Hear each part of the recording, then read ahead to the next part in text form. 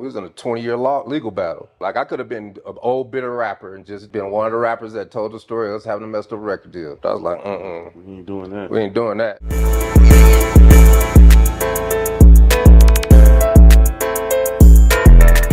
Mile High Minute, #1 blog in the universe. Today we got two very special guests. Tag team, you know, one of the hottest duo ever to come out of Denver when it comes to the hip hop, man. How y'all doing? Good. I appreciate y'all for coming on the show. This is a blessing for me, you know what I'm saying? And just, I know the people that follow the page and everything, they definitely gonna want to hear y'all's backstory, give them some motivation, you know, as they continue to pursue their careers. How did y'all first meet and form tag team together? Well, we met in high school, you know, at Manual High. You know, I grew up on the east side. He grew up in Park Hill, but he came to Manual. Yeah, my mom worked at Juvenile Hall down the corner. What was it? Downing and 27th. Yeah, 28th. Yep, 28th and Downing. And because she worked down there, I was able to not have to go to George and able to go to Manual.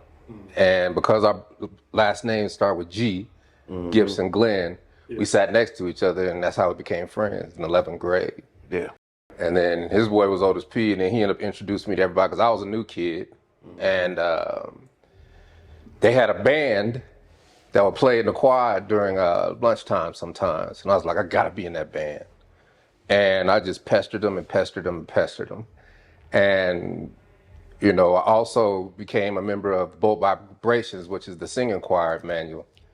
And the first dance I went to at Manual, him and his friends, Ricky Springs and a couple other cats were DJing. That's the first time I seen 2 turntables and a mixer. And I knew what I was gonna do from there on out. And they eventually let me in the band. And then we just started gigging all over Denver, Colorado in the summers. And, you know, as you grow up, I went to college in SAC, and, you know, kids grow apart because we're young men now, young men and women. So everybody else kind of dispersed, and me and Steve stuck together. With me, Steve, and Man Man, and we were called the tag team crew because I was the DJ. And then Man Man went to the service, and then I was like, I'll rap. And instead of in class learning, I was writing raps for like first freshman and, you know, sophomore year. So I got good at it. And my boy Johnny Z stayed in the dorms where we were at, like 3 doors down. And for those who know who Johnny Z is, there's a song called Back to the Hotel by N2D. He produced that song. And he had it on his label. Yeah. And he knew nothing about none of that when I met him. And he taught me about hard rock music. I taught him about hip hop. And that Christmas, he had got a 4-track recorder. And he was like, I don't know how to use this thing. And I was like, I'll figure it out. And figured it out. My boy Corn had a 808. Went over his crib, made like 10 beats, and then I just commenced to trying to put stuff over the beats to make songs. Because a 4-track, you know, for those who don't know what a 4-track is, you had a cassette. For those who don't know, the cassette is a plastic apparatus that got 2 holes that if you mess it up, you got to put a pencil in it to wheel it back, and if it cuts, you got to splice it and put a tape in it. But you have 4 tracks to get your stuff on. So whatever I could put on 4 tracks, it was always going to be the beat. But then I do some scratching, I play the flute, whatever I could to make sounds to get on that record, then rap. And made about 7, 8 songs, sent it to Steve, and he thought I was in devil worship. Man, I was asleep. Because I was asleep, going to bed one night, and I put it on headphones. That was when Walkmans were out. You know, put it in my Walkman and listened to the tape for the first time, and it was just like stuff was going from ear to ear, and he was going crazy. He was talking crazy, and I was like, man, how the hell did he do this? But I made songs. It was that 4-track, and that made me buy a 4-track. See, me, him, and Johnny Z were kind of like a triangle, even though I was in Denver and they were in Sacramento. Because, you know, I made beats, which influenced them to make beats with that 808. He got that, Johnny Z bought the 4-track. He did the track, he made music with the 4-track. And he had the 909. That influenced me to make, you know, stuff with a 4-track. So, you know. Now we're throwing mixtapes back and forth. And Hey, I want to say something too about the band. We had the band, and, you know, hip hop was kind of new back then. Because it was in 83, 84, 82, really. I think 82, 83, 84 type stuff. But hip hop was kind of new back then. And me and Otis really liked it because me and him always listened to records together. The newest records, we always bought them, and, you know, we tried to keep up with the sound. It was interesting back then. And we wanted to rap, but the rest of the band didn't really know what rap was. So they were called the Disco yeah, 2. we were called the Disco 2, yeah. That's what we made our name. And then, you know, that from there, he was like, man, I'm a DJ for y'all. We was like, cool, come on. And then one day, like I said before, we went to I went to Target one day, and I saw a T-shirt that said Tag Team on it, and I was like, that's the name of our group. So I called Otis, and he was like, cool, let's do it. So that's how Tag Team came about. So the name Tag Team came together in Denver. Yep. Okay. On Alameda, Alameda and Colorado Boulevard. Okay. And were you weren't originally born in Denver, right? Neither one of y'all. When did y'all move to Denver? At like what age? Little. Okay. So we from Denver. Right. Yeah. You came to Denver in little. You know. I was 4. Yeah, I was 4 too. Oh, okay. Yeah, so. What school did you go to before you met Steve at Manual? Oh, I went to Matchbuff. I went to Catholic school. I went to Matchbuff. Before that, I was at Blessed Sacrament. Okay. 3rd grade, I was in Whitman. 2nd grade, kindergarten to 2nd grade, I was at Palmer. Okay. Yeah. Not down in the Springs, right? Nah, Palmer used to be. Palmer was. I'm thinking Phillips. Okay. That's on the corner of Montview and Monaco, but No, that's Phillips. We went there. that's what I'm saying. Yeah. That's all. That's what I'm. But Palmer was down Colorado Boulevard a little ways, like in the cut. Okay. So we got bused there, and then That's when desegregation came. Yeah. Yeah. Desegregation. Yeah, man. We 3rd grade. That's how old we are. That's when everybody had. It was like the east side had to go. I had to go to school on Sheridan. I don't know. He went wherever he went. Yeah. I never. But you know what? I never. Buses. We never knew though. We just kids going to school. You know, that's what. But I'm glad I grew up that way. So it worked out well. Yeah. But so back to college, we all making beats. I'm sending him mixtapes. He's sending me mixtapes. I'm getting good as a DJ. Started DJ the clubs, do everything, and came to meet him. Came down to he had already moved to Atlanta. Came down to kick it with him in Atlanta, and as soon as I touched down, I knew that that's where I was going. Yeah. And been in Atlanta ever since. Did I take you to Magic City? Right off the rip? Yep. First place we went. Okay. And that right there, he's the king of Magic City. If you don't know what Magic City is, look it up. Got a documentary coming soon. Yeah. Yeah. What was the inspiration behind Whoomp? There It Is. I know you kind of gave your perspective, but you said DC had a, different perspective. It was a party saying. Yeah. And we would make songs out of anything.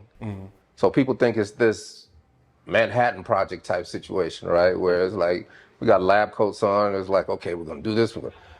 Nah, it was just a song.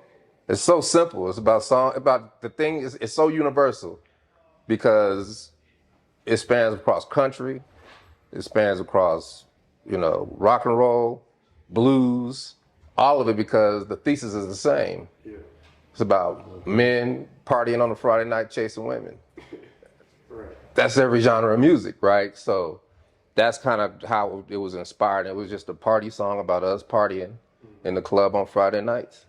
And, it just turned into this big phenomenon that I knew it was going to be a hit, but, we're 31 years in and we're about to go out on the stage in front of 15,000 people. So, Still going, yeah. How did you know it was going to be hit in that moment? And did you realize it was going to be this big? I'm a DJ, so, I DJed in Magic City. I was DJing all the biggest clubs in Atlanta, right? So the night that we recorded it, I played it. And, as a DJ, you get responses on the record when you play them and they're new. People run up and say, what's that record? You might get 2 or 3. Whoomp, there it is. We got like 15.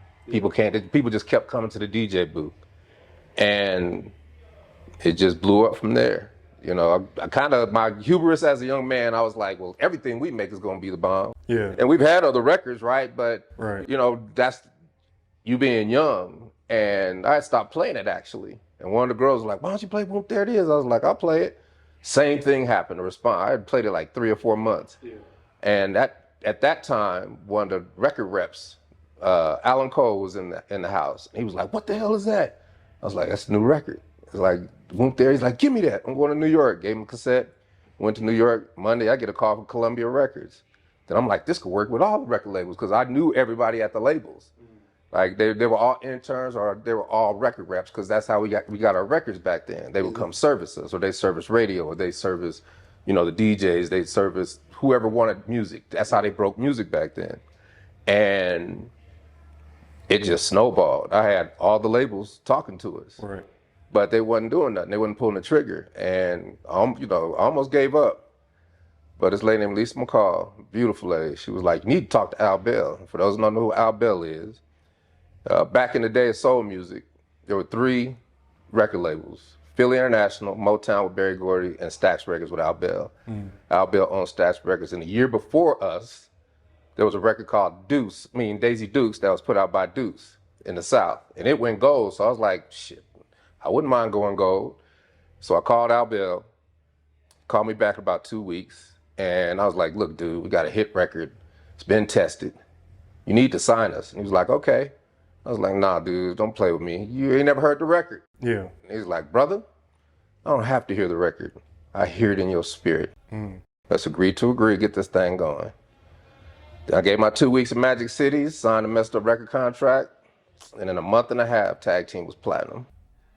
How did it feel when you first like tasted that success after like years of hard work? And then also, like, did y'all ever realize, like, damn, like, we coming out of Denver, like, no one's done this coming out of Denver. You know, you got your Atlantas, New York, you know, these big markets, LA, but coming out of Denver, like, that's unheard of. So, you know, how was that success? And did y'all ever like think about that? You know what I'm saying? Just making that next. With me, man, it was like, I kind of knew that I couldn't achieve what I wanted to achieve back then here in Denver.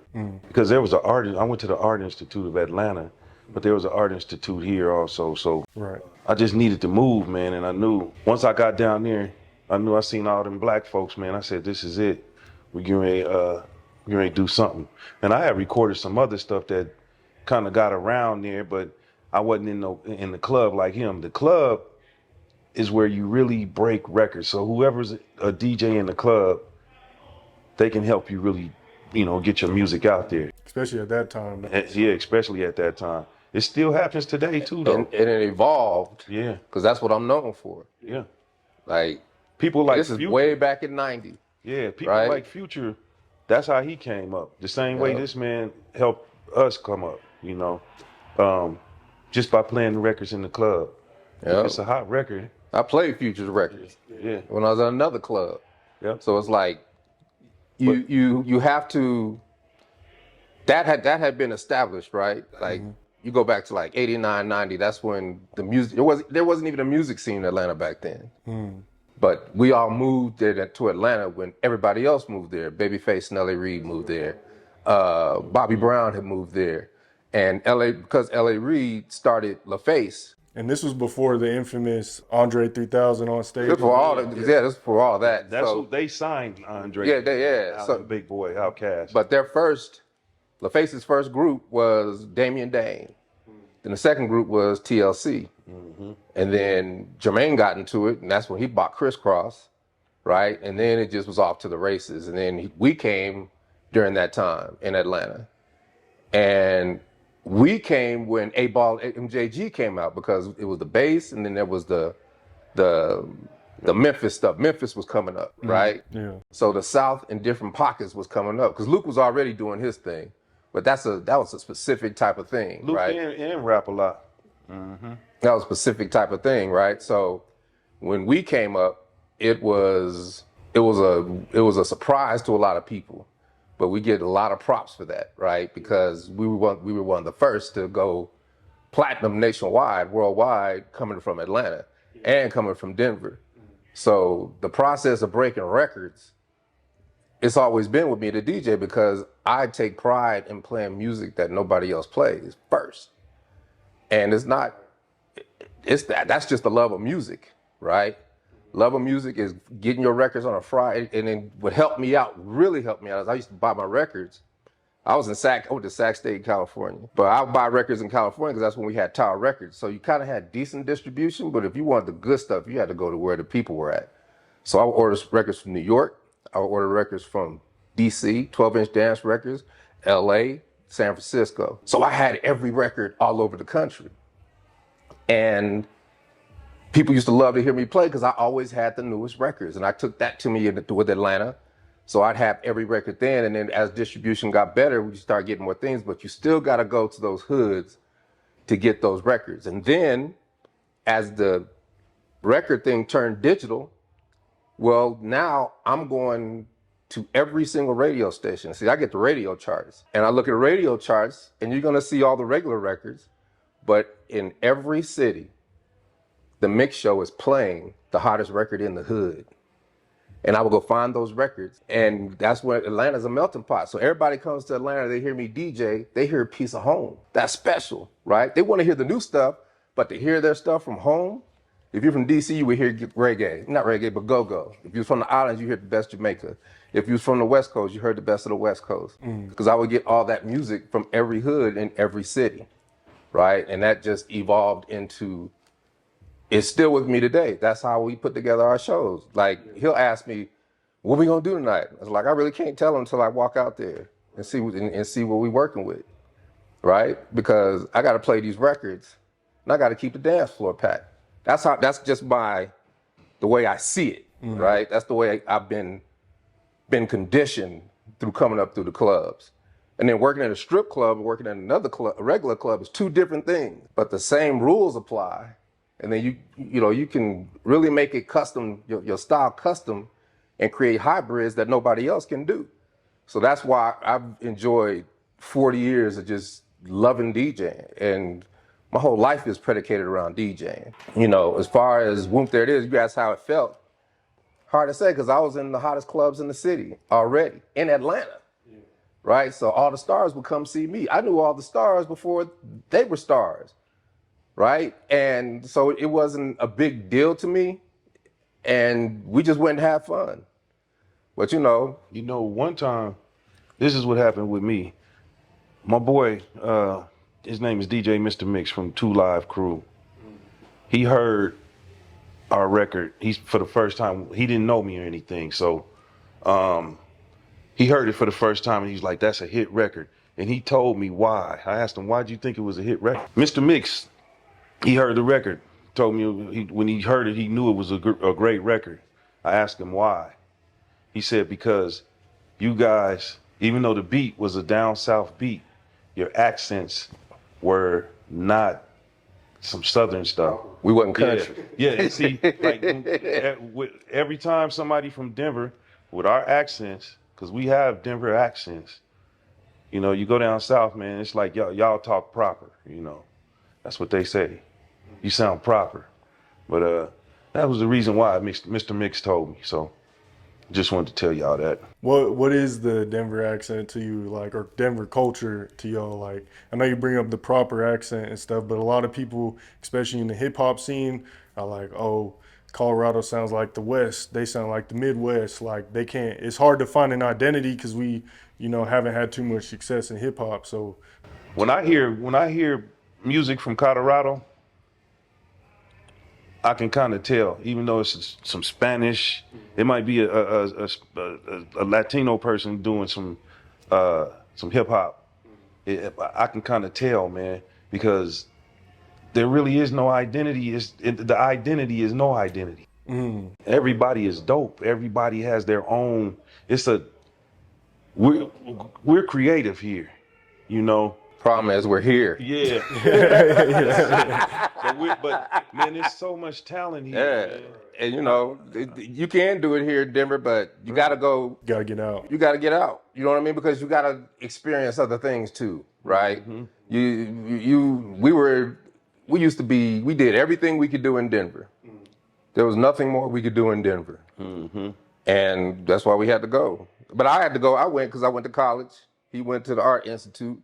And I went to California, I see a whole nother ball game, right? I know what that accent is. That's the core. Like you adapt to those things. Like my mother used to, when I went down south and came back home, my mother was so mad because she was like, I didn't teach you how to talk like that. Because I came back like, what's up, Mom? Chicken scripts and the discreet. What that is right there. You know what I mean? Like I came back country as hell. Because it was cute to me, right? And I was in a club where when you're in Romans, act like the Romans. And, I'm a voice artist, right? Voiceover actor. And when I really started training for voiceover, I had to go to a speech specialist because I had to get rid of my Southern regionalism to speak correctly, right? And I didn't realize how bad I was till I did that. Now, I could turn it on and turn it off, but, to make big money in voiceover, you got to be able to enunciate properly, right? So my experiences with speech, man, that's a whole nother podcast, a whole nother interview. How has like the music industry changed since Whoomp was released? Have y'all seen like a lot of people take influence from y'all, like after that was released and stuff like that, or? I have no clue. You know what? Somebody made a big hit being influenced by us. The Baja Boys, or whatever they were called, Baja Men, with the Who Let the Dogs Out. Oh, okay. Yeah, I did hear about that. Yeah, they actually wanted something just like Whoomp There It Is.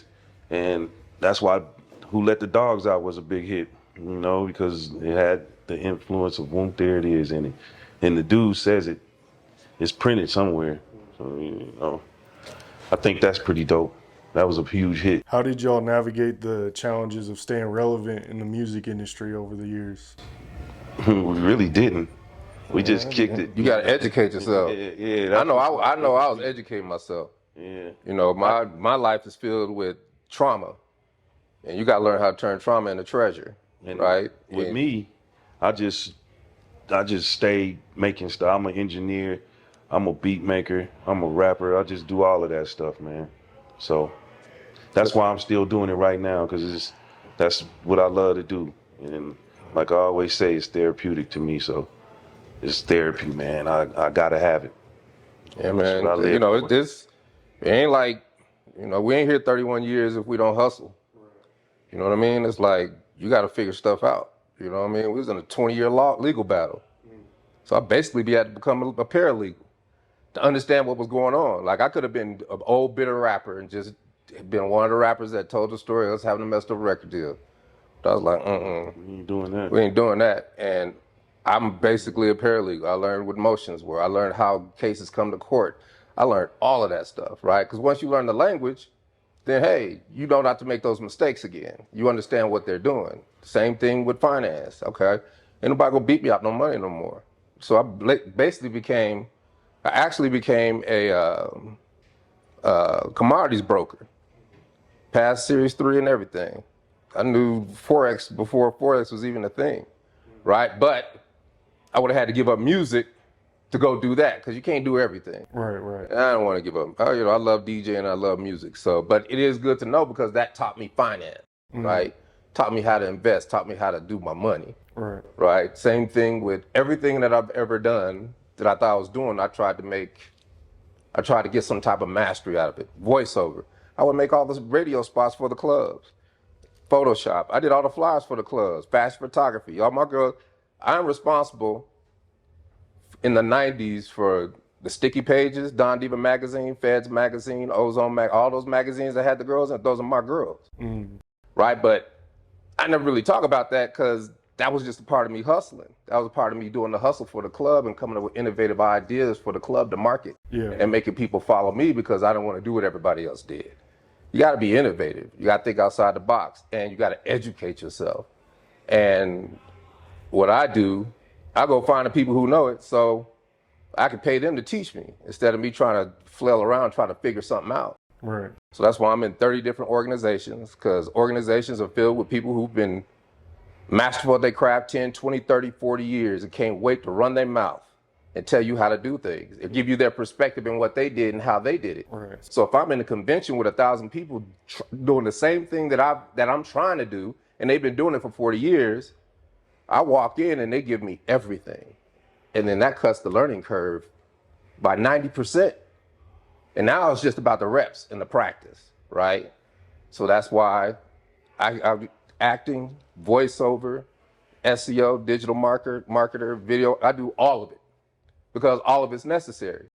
Because how are you going to know if somebody's doing something right if you don't know it? Because people overpromise and underdeliver. Right. And sometimes, nobody got money to be spending for somebody that don't do what they're supposed to do. So, it works for me. And I realized that what I do ain't for everybody. And once you realize that, you're free. I love to learn. I wish I was like this in high school. Yeah. If I was like this back in the day, we wouldn't even probably been together. I'd have been engineering somewhere. Yeah. Seriously. But I love it now, and now I get to apply it. Yeah. And I get to teach people. I'm a motivational speaker. I'm all over the place. And I'm not even trying, right? Yeah. But that is something that I will do later on. I've got things that I'm setting up for later on. And then right now, my focus is just, maintaining and just trying to stay relevant. Okay. What was the Denver hip hop scene like back in the late 80s, early 90s, for one? And two, if there's one piece of advice you could give an artist coming up, a hip hop artist coming up out of Colorado, what would that be? There was a lot of talented people, man. I know I worked with a lot of them out here. I worked with the Homeboys. They was called HBO back then. There was the Fresh MCs, the Most Illness B-Boys. These were all East Side people. The scene was, we really didn't have much to work with because there were, the music was new. It was so new. Engineers at these studios, I know at least speaking for us, the engineers at the studio didn't really know what they were doing with this hip hop, So, and then we probably didn't have enough money to really get it done because we were, working jobs and kids, and it was just like the Wild Wild West, man, for a minute. You just go get your stuff done. It'll sound like it sounds because, we might only have 2 hours in the studio. We might scrape up $50 and it's $25 an hour, So everybody had to rap super quick and get it done. We all sounded the same almost, Nobody really had a polished sound until a little later on. When the polished sound came, man, that was when groups like my group, 2960, I think there was dudes like the Arapaho Trues, there was Nike Nitty, there was Boozilla, Young Doe and his crew, all these, man, that's when stuff started getting all the way together, man. And then now it's like it is now, Everybody's doing it. On the other half, you gotta educate yourself. If you're gonna be in the business of music, you gotta know the business of music. You need to know what publishing is. You need to know how the music business works today. And it's out there for you, but people don't want to learn. They want to, they have to go to the club, they have to do this, they have to do that. And let's say you get a hit record. You don't know the business of it, so you get taken advantage of, and now a year has passed, you ain't hot no more, now you ain't got no money. And now you don't got the rights to your record. And now you become an old bitter rapper. Nobody cares that you did it from Denver. Don't nobody care about that, right? And what I teach is I tell people I'm giving you the back end first, because you can have a mediocre record, and if you got your rights, you can work that record forever, right? Because you got the rights to your record and you can make it happen. Now, we signed a best of contract, but lucky for us, we had a nice portion of our contract that we still make to this day. So that's why we're blessed, and we haven't gone through half the stuff that other artists have gone through. The horror stories I hear is just excruciating, but still, I don't like to lose no money. So, I feel a type of way about it. I have to push it back to the back of my mind because, we're here now. You got to find the positive in the negative. Right. And that's what I do, and that's where the nuggets are, right? That's where the true genius is. That's where all the answers are, right?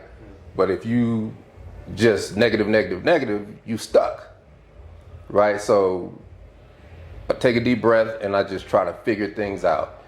And I educate myself. That's why they call me DC the Brain Spring. And also, you know, there's really no blueprint of how to do music business. There's no blueprint. There's key things that you got to know, but there's no blueprint. You know, you really just got to hustle. You got to be serious about it. And when you're serious about it, you got to take chances. And when you take chances, those chances turn into lessons. And once you get those lessons together, you know, that's when everything flourishes for you. So it's no blueprint. You just got to go hard. You might discover something that somebody else don't even know. And you can apply it. And it'll be a valuable thing for you. So, you know, you just got to always try to just do things. Just keep moving, just keep motivated. That's the way I do it. That's how I keep up with music, you know. I stick with it and I'm always experimenting. Okay. Yeah. How have y'all been able to stay cool for all these years? I'm sure every group goes through its, you know, trials and tribulations, but like a lot of groups will break up. We brothers, man. We've never been through trials and tribulations. We brothers, man. And you know, here's the main thing. I do the same thing this man does, but I know how to let him talk. That's what he does best. And I know how to make things mechanically move. That's what I do best. So whatever he does, I can make it happen. What he does, I'm a feed from it, because I'm a sponge like that. If he does something and says like, yo, this is like he does at the show. You know, like when we go out here today, he's like the man that plans what we're gonna do. You know, I could plan it too, but he probably couldn't go with what I'm doing. But I can go with what he does. Yeah. And that's how we do it. You know, we both know our roles. So that's what it is. Okay. We gotta go. Yep. I appreciate y'all. Fiddler's Green right now. Tag That's where we team. at, man. So we'll see y'all later. Yeah, make sure y'all hit that like button, comment down below. Muhammad, #1 blog in the universe. We out. Appreciate you.